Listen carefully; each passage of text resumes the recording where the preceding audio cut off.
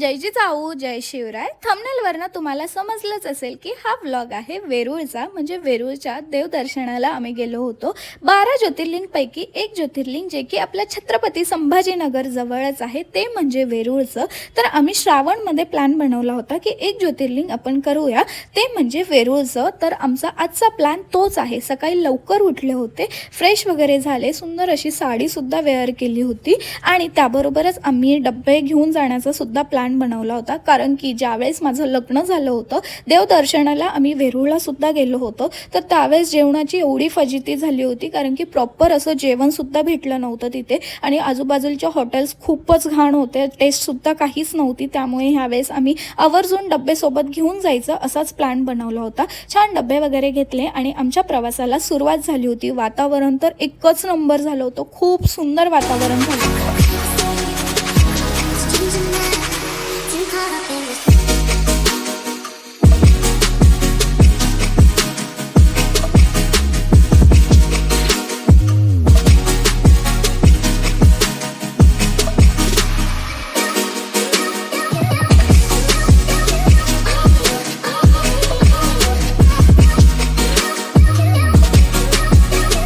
छान वातावरण झालं होतं आणि आम्ही थांबलो होतो दौलताबादच्या घाटामध्ये, कारण की तिथं वातावरण एक नंबर होतं आणि फोटोंचा मोह काही आवरला नाही। तर थोडा वेळ आम्ही तिथेच थांबलो आणि पहिला स्टॉप होता आमचा खुलताबादचा। आम्हाला वाटलं थोडीफार गर्दी असेल, परंतु काहीच गर्दी नव्हती, काहीच नाही। आमचं मोजून 5च मिनिटात दर्शन झालं आणि छान फोटोज व्हिडिओ सगळं काही करू दिलं होतं आणि तुमच्यासाठी सुद्धा मी व्हिडिओ केलेला आहे, तुम्ही सुद्धा दर्शन करून घ्या। खूप मस्त दर्शन झालं होतं। इथे आम्ही 5-10 मिनिटातच फ्री झालो होतो आणि नेक्स्ट प्लॅन होता आमचा वेरूळला जाण्याचा। वेरूळला आम्हाला वाटलं की आता श्रावण वगैरे चालू आहे, जास्त गर्दी असेल, परंतु तिथे सुद्धा आमचं 5-10 मिनिटातच दर्शन झालं होतं। खुलताबादला फक्त शनिवारी खूप गर्दी असते, तर मध्ये कधी सुद्धा तुम्ही प्लॅन करू शकता। इथे इतके माकडं होते, मला फार भीती वाटत होती, परंतु ठीक आहे, माझं ते झालंय सगळं व्यवस्थित।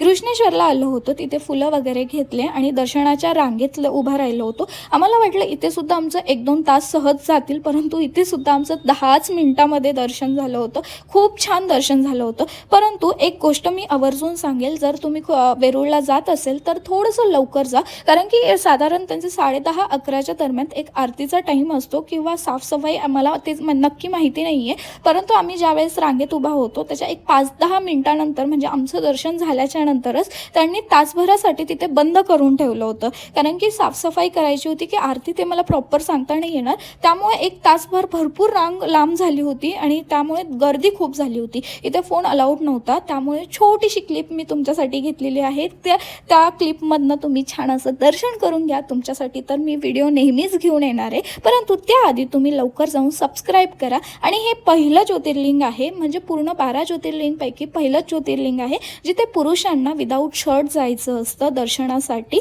तर त्यामुळेच इथे दर्शन वगैरे खूप छान झाले होते आणि लगेच आम्ही निघालो होतो वेरूळच्या लेण्या पाहण्यासाठी। जर लेण्यांचा प्लॅन करत असाल तर इथे 40 रुपये तिकीट आहे पर पर्सन इंडियन्ससाठी, आणि फॉरेनर्ससाठी 600+ काहीतरी तिकीट आहे, एक्झॅक्ट मला माहिती नाही आहे। आणि वेरूळच्या लेण्या जर पाहत असाल तर इथे एक विशेष आकर्षण आहे, ते म्हणजे कैलास टेम्पल। नक्की विजिट करा। कोणत्या लेण्या पाहा किंवा नका पाहू, पण कैलास टेम्पल नक्की विजिट करा। खूप सुंदर कोरीव काम केलेलं आहे आणि आपल्या सगळ्या वेरूळ आणि अजिंठा लेण्यांमध्ये एक गोष्ट आवर्जून आहे, ती म्हणजे इथे बुद्धिस्ट, हिंदू, जैन ह्या सगळ्या परंपरेंशी गुफा पाहायला मिळतात। खूप छान कोरीव काम आहे। एक गोष्ट मला म्हणजे सांगावीशी वाटते की पहिले तरी काही आर्किटेक्चर्स नव्हते, काहीच नव्हतं, काही विशेष अशा मशिनीसुद्धा नव्हत्या, तरीसुद्धा एवढं छान कोरीव काम केलेलं होतं। प्रत्येकजण तेच बघत होतं आणि तिथे सगळ्यांच्या त्याच चर्चा चालू होत्या, हे कसं केलं असेल, एवढं छान बारीक डिझाईन, प्रत्येक गोष्ट पाहून पण केली नव्हती, काही विशेष असं AI सुद्धा नव्हतं। एवढं सुंदर कोरीव काम वगैरे सगळेजण तेच बघत होते। आणि मेन म्हणजे ही आपल्या महाराष्ट्रामध्ये भारतामध्ये अजिंठा आणि वेरूळ ह्या 2च लेण्या आहे आणि ते आपल्याला लाभलं आहे, म्हणजे आपल्या संभाजीनगरमध्ये ह्या 2 लेण्या आहे। आवर्जून बघा, मी तर सांगते नक्की जा तुम्ही। आम्ही सुद्धा एवढ्या दिवसापासून आम्ही लेण्या कधी बघितल्या नव्हत्या, म्हणजे एवढ्या जवळ असून सुद्धा मी वेरूळला गेली आहे, परंतु लेण्या वगैरे कधी बघितल्या नव्हत्या आणि पहिल्यांदाच आम्ही वेरूळचा प्लॅन केला होता, ते पण लेण्या बघण्यासाठी। विशेष म्हणजे छान लेण्या वगैरे बघितल्या होत्या आणि अशा हे कैलास टेम्पल आहे, इथे आवर्जून जा. थोडासा अंधार असतो, त्यांनी फक्त एक फोकस लाईट ठेवलेला आहे तिथे. ही पिंडसुद्धा जुनी आहे भरपूर असं तिथे सांगत होते, कारण की ही पिंडसुद्धा त्याच काळातली आहे असं तिथलच्या लोकांचं म्हणणं होतं. आता हे एक्झॅक्ट मला काही माहिती नाही आणि तिथे ChatGPTला सुद्धा एवढं काही विशेष माहिती आली नव्हती, त्यामुळे मला काही विशेष तुम्हाला सांगता येणार नाही आहे.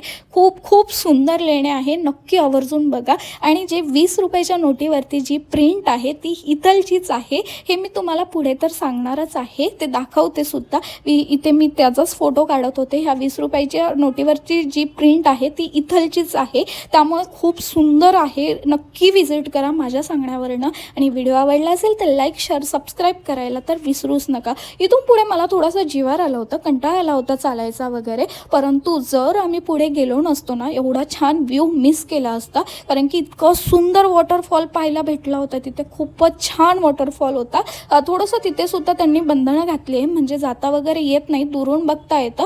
तर तिथे सुद्धा आम्ही छान फोटोज वगैरे काढले होते. आता इथून पुढे थोडंसं आम्ही स्किप केल्या होत्या लेण्याच बघायला, कारण की खूप वेळ झाला होता आणि भूकसुद्धा लागली होती. तर लेण्या बघितल्याच्या नंतर थोडंसं बाहेर आलं ना, तिथे सुद्धा तुम्हाला ते सिक्युरिटी गार्ड्स वगैरे जेवायला परमिशन देतात. तर आम्ही तिथेच जेवलो होतो. आणि हा तो वॉटरफॉल होता, इतका सुंदर वॉटरफॉल होता, खूपच छान.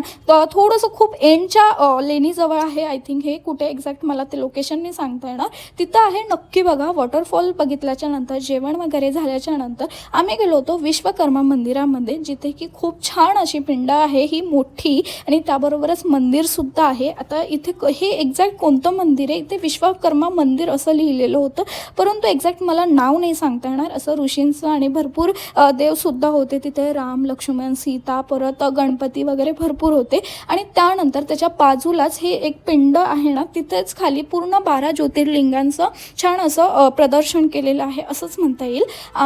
तिथे सुद्धा गेलो होतो आणि खूप मस्त दर्शन वगैरे झालं. एकंदरीत आमचा प्लॅन हा सक्सेसफुल झाला होता. खूप छान वाटलं की आमचा जो प्लॅनिंग होता तो सगळा सक्सेसफुल झाला. आणि हो, व्हिडिओ आवडला असेल तर लवकर जाऊन लाईक शेअर सबस्क्राईब करा यार. लवकर जाऊन आपले 1000 सबस्क्रायबर कंप्लीट करा. आणि ॲट द एंड खूप बोर झालो होतो. संध्याकाळी 5-5:30ला आम्ही जवळपास बरंचसं लांब आलो होतो. त्यानंतर एक छोटासा चहाचा ब्रेक घेतला आणि अशा प्रकारे माझा व्हिडिओचा शेवट झाला. तुम्ही लवकर जाऊन सबस्क्राईब करा यार. चला भेटूया नेक्स्ट ब्लॉगमध्ये. चलो बाय.